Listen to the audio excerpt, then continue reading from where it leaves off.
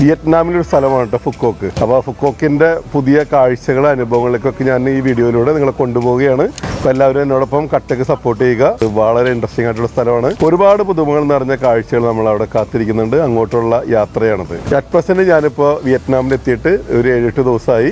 അപ്പോൾ ഒരു ladies only ഗ്രൂപ്പിനോടൊപ്പം വന്നതാണ് കേട്ടോ.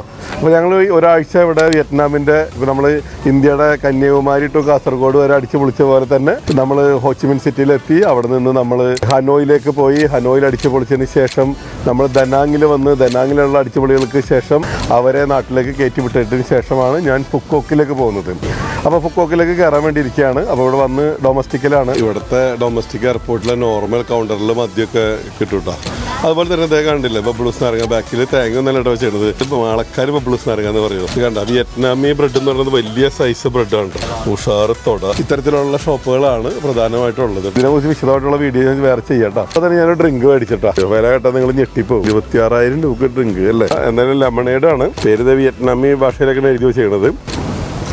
വാ, ഒന്നും പറയാനില്ല. ഇനി കാണാൻ പോകുന്നത് വിയറ്റ്നാം സീരീസാണ് കേട്ടോ.